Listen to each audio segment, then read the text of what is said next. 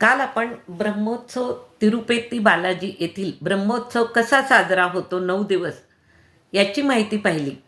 आज आपण त्या ब्रह्मोत्सवात वापरण्यात येणाऱ्या फुलांविषयी काही माहिती जाणून घेणार आहोत.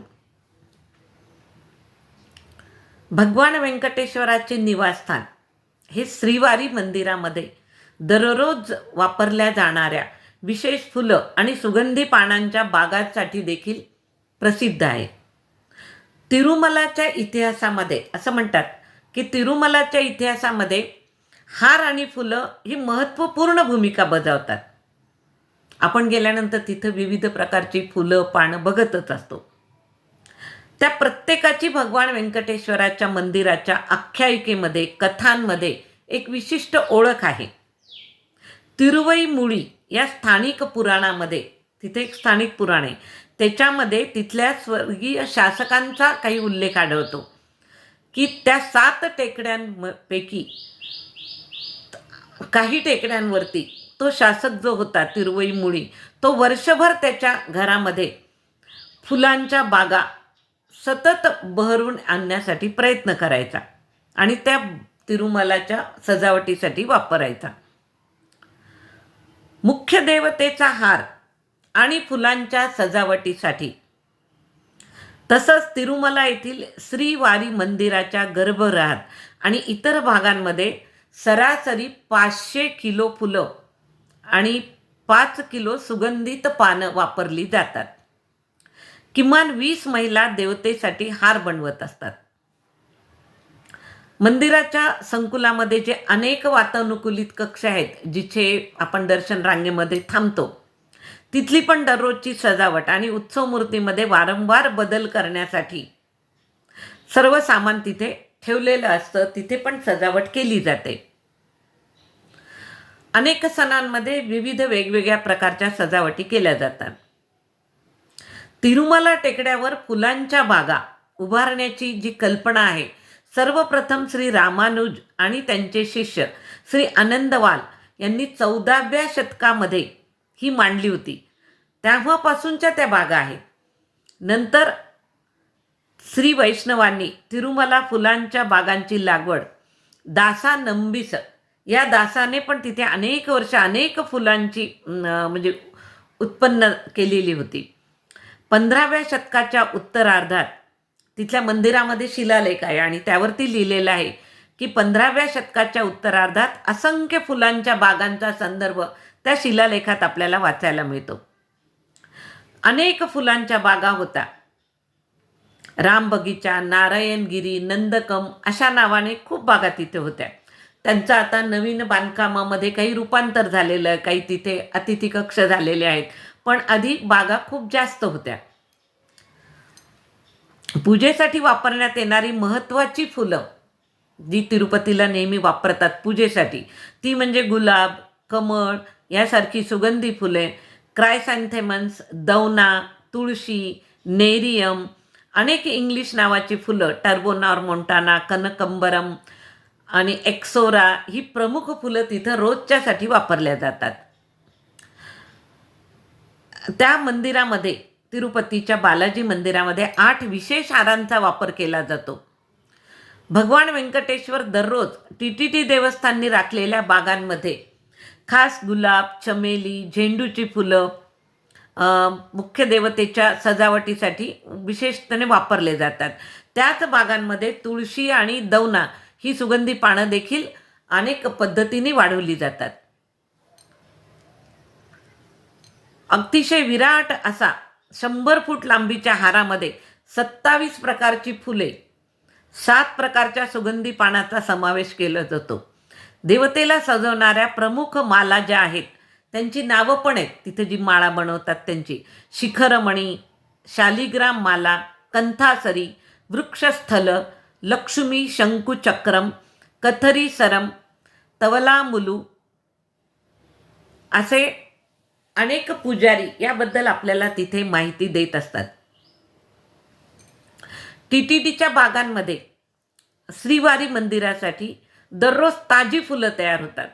पण हे उत्सव जे असतात, ब्रह्मोत्सव असेल किंवा वार्षिक अजून तिथले कोणते उत्सव असतील, त्यामध्ये मात्र परदेशातून फुलं येतात. थायलंड, दक्षिण आफ्रिका इत्यादी 6 देशांमधून 30 टन फुलं मंदिराच्या आतल्या सजावटीसाठी ब्रह्मोत्सवामध्ये येत असतात. आणि तिरुमला येथील सर्वात लोकप्रिय अशा फुलांच्या बागा त्या तिथल्या बागेमधून तर रोजच्या पूजेसाठी फुलं येत असतात. खरं तर TTD देवस्थानाच्या बागा जर आपण पाहिल्या तर ते एक रंगीबेरंगी आणि सुगंधी स्थान आहे. तिथले आपल्या भक्ती संवेदना खूप वाढतात असं म्हणलं जातं.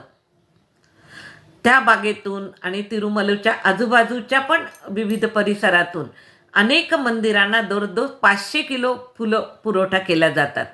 4 रोपवाटिकांचा समावेश असलेल्या ह्या बागा गोगौरभम धरण परिसर, पद्मावती गेस्ट हाऊस परिसर, दिव्यरामम परिसर, ट्रॅव्हलर्स बंगला परिसर, जिथे 10 लाखाहून अधिक फुलांची झाडं आहेत, या परिसरात आपल्याला पाहायला मिळतात. तिरुमलीच्या बागांना 3 गटामध्ये विभागलेलं आहे. शोभेचे डिझाईन्स करण्यासाठीची फुलं, इंटिथोतालू, धोटापानुलू, भारतात आणि परदेशात हिमालय, बेंगलोर, निलगिरीचे विविध डोंगर ह्या तिथून ह्या सर्व जाती आणून लावलेल्या आहेत तिरुमला इथे. तिरुमला येथे उगवलेल्या फुलांमध्ये क्रोटन, बोगनवेली, हिबिस्कस यांचे खूप मोठ्या प्रमाणात आपल्याला सुशोभीकरणासाठी पूर्ण तिरुमला परिसरात दिसतात. ज्यांना NT रामाराव, SD शर्मा, रामानुज इतरांसारख्या महान व्यक्तींची नावं त्या बागांना दिलेली आहेत. बागेचे आकर्षण तिथे विविध प्रवाह आहेत, तलाव आहेत, डोंगर रांगांमध्ये बागा फुलवलेल्या आहेत. उद्यानाच्या या लक्षवेधी वैभवासाठी अजून आकर्षण म्हणून मंदिराच्या बागांसाठी 12माही पाण्याचे स्रोत असलेल्या अनेक टाक्या आणि तलाव तिथे निर्माण केलेले आहेत. लाल कमळाची फुलं तिथं उगवण्यासाठी एक स्वतंत्र व्यवस्था आहे. अनेक ठिकाणी पाण्याच्या सोयी या बागांसाठी केलेल्या आहेत. ही तिरुमलाची वनस्पती संपत्ती आपण निश्चितच तिथे वेळ देऊन कधीतरी भेट देऊन बघायला पाहिजे. TTD देवस्थानामधून ब्रह्मोत्सवाच्या दरम्यान पुष्पयागम आणि बागायती फुलांचे प्रदर्शन तिथंच केले जाते की किती विविध प्रकारची वनस्पती, पानं, फुलं आपण तिथे म्हणजे आणलेली आहेत, त्याचं एक प्रदर्शन तिथं ब्रह्मोत्सवात मांडलं जातं. यात्रेकरूंना त्या बागांमध्ये प्रवेश करण्याची आणि नैसर्गिक आणि मानवनिर्मित बागेचा आनंद घेण्याची, फुलांचा सुगंधित वास घेण्याची परवानगी आहे की जेणेकरून भक्ताचं मन पण सुगंधित झालं पाहिजे आणि भक्ताच्या आरोग्यासाठी पण ते खूप चांगलं आहे असं म्हणतात. आपण या शोभेच्या निसर्गरम्य फुलांच्या बागेला कधीही भेट देऊ शकतो. नंतर भाविकाकडनं पण हा पुष्प विभाग जो आहे अनेक देणग्या स्वीकारतो की ज्याच्याद्वारे अनेक फुलांच्या देणग्या येतात, काही फुलांसाठी पैशांच्या देणग्या येतात, त्या पण तिथे स्वीकारल्या जातात. श्रीवरी पुष्पा कैन कार्यम आणि TTD देवस्थानच्या बसेस आपल्याला त्या बागांमध्ये घेऊन जाऊ शकतात आणि त्या बागा आपण पाहून की जिथून TTD देवस्थानच्या सजावटीसाठी मोठ्या प्रमाणात फुलं येतात, त्या प्रभूंची उपासना फुलं आणि सजावटीतून करण्याची पद्धत तिथे आहे. ही एक वनस्पती संपत्ती आहे की जी तिरुमला पर्वताला अतिशय संपन्न करते आणि ती अशा पद्धतीने तिथल्या फुलांच्या बागांची माहिती, विविध फुलांची जे देवस्थानाच्या अधिष्ठानामध्ये अतिशय महत्त्वाचा सहभाग नोंदवतात अशी ही माहिती आज आपण पाहिलेली आहे. जय श्री कृष्ण.